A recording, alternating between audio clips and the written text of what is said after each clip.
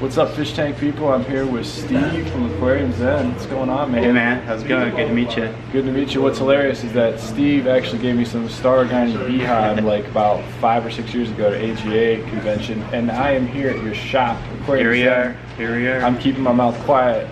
Very calm and chill. That's store, right. Man. And kind of anti-Dustin in here in some ways. Well, you know, I like to be quiet, believe it or not. And I like to come in and it's just like so quiet. So I did the thing outside, but I want to kind of just go around, man, and just talk about your store. When did you open this store? Let's kind of go back to the beginning, if you don't mind. I signed the lease in 2012. It was kind of a spur of the moment thing, you know. Just I found this space and realized it was kind of perfect for what I wanted to do, with a little nature aquarium shop, a little aquascaping shop, and that's what started the ball rolling. We ended up opening in 2014 though, so it took me about 1.5 years just to build the place out and design it.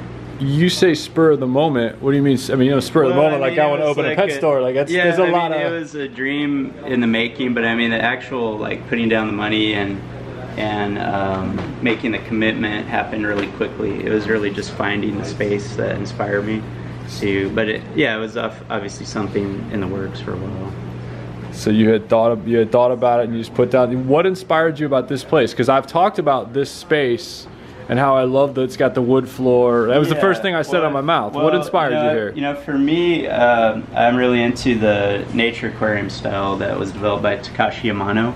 And there's an important aesthetic principle in Japanese art and gardening, the wabi-sabi. And this space kind of has that feeling of wabi-sabi, where it's, you know, the beauty of imperfection, the beauty of the passage of time, that sort of patina of old wood and rust and that kind of thing. And that's what I found in this space. This space is almost like 100 years old. We've got these old Douglas fir, locally sourced wood floors, wood beams, and it just kind of has the essence of Seattle nature, Seattle history in it. And also, you know, when I was growing up, I went to a lot of weird, funky little hole-in-the-wall style aquarium stores, and those are really disappearing. You don't really get that experience much anymore. And this kind of reminded me of that too. You know, it's really kind of humble on the outside. We're just almost looks like in this little alleyway. You don't even know what's going on behind the door. And then you walk in here and there's just like all this life and light and, you know, movement and the magic of the aquarium. That was kind of the goal behind when you walked designing the space. What is the term again? Wabi-sabi. And then the aging and passing of time is a part of that. Yeah, and you've been to Japan, it's the aesthetics of that. You know, the beauty of the ephemeral, the beauty of the imperfect. It's a pretty fun concept to play around with. And definitely something unique to Japanese culture.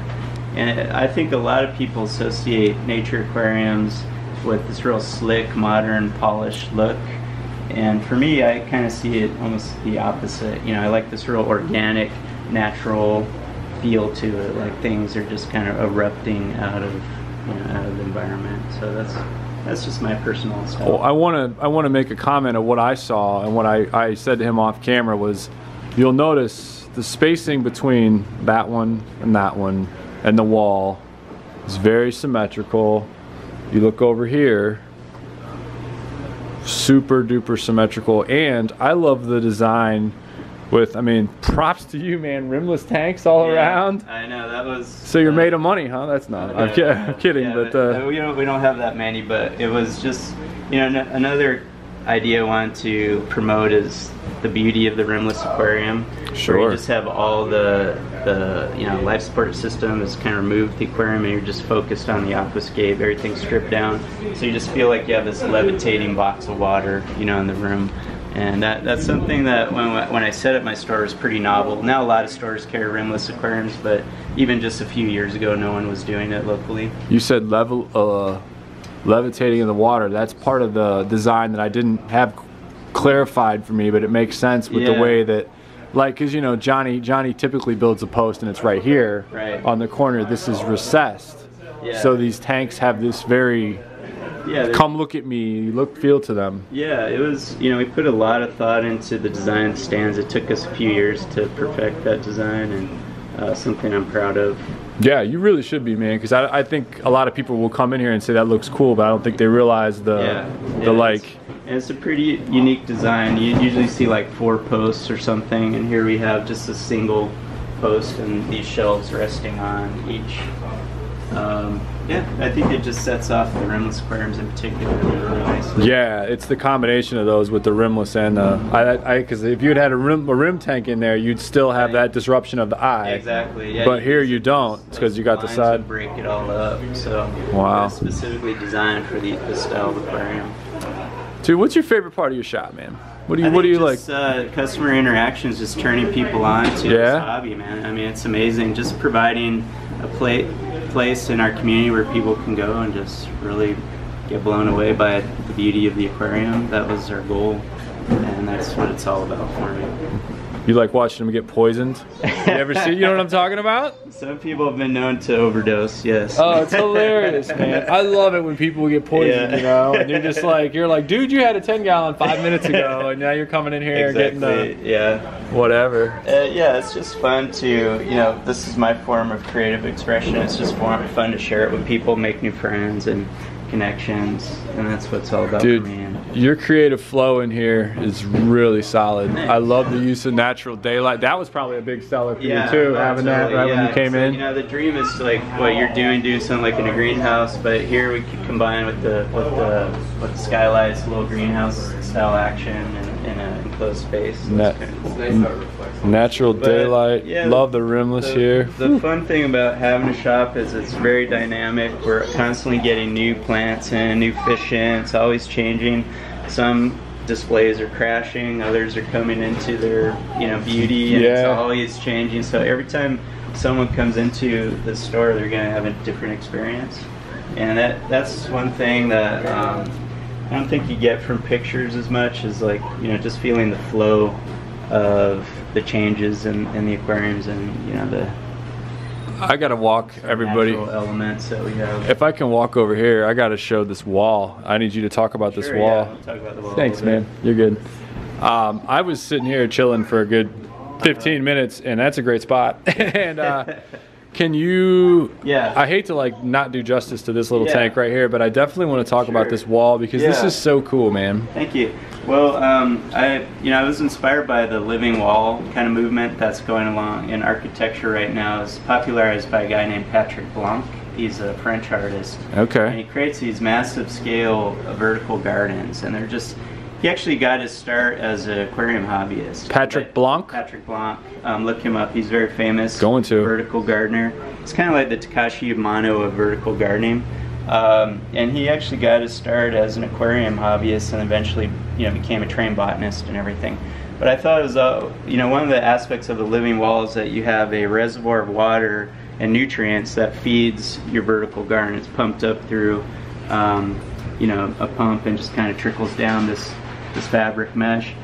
And I always thought it'd be fun to attach an aquarium to one and use that as your reservoir. Oh yeah. So this was set up, about 3.5 years ago. Wow. And it actually has gone through a lot of changes. You can see we have this big open space now where I removed a bunch of plants. And I think I'm going to fill that in with little like air plants, little tillandsias. Yeah, I think sure. that'll be a nice contrast.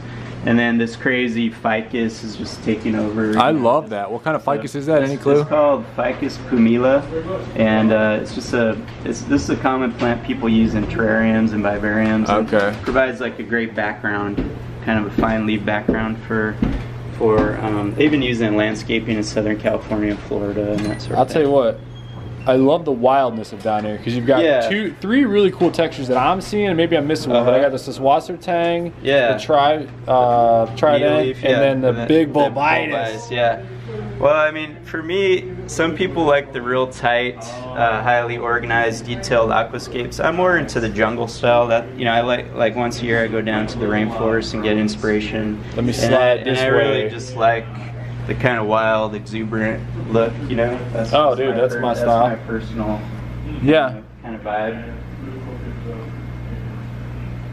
But yeah, combining elements where you take things that are coming out of the aquarium is a big part of my style too. It's something I really enjoy. Out of the aquarium is something I just started doing, and I really love it. It's fun, and there's just like unlimited potential with that. Something that, of course, Takashi Yamano kind of pioneered, but something I'll probably play with forever. Just having wood and plants and whatever just emerging from the aquarium. It just breaks that barrier between the observer and the aquarium and kind of starts opening the gateway for a real interesting interaction. It definitely brings you to a different spot. Yeah. Because like you can start and you're deep in it, and then you come out and you're like, oh, and then I really, I love this wet wall. I'd talk more with you off camera on that. It's really cool. Yeah, it's a lot of fun. Right now it's actually, I don't have the water running now. The irrigation system kind of got clogged up, so I'm gonna just attach Tillandsias now there. Stick them in and spray them. Yeah, and they'll just live off the humidity, and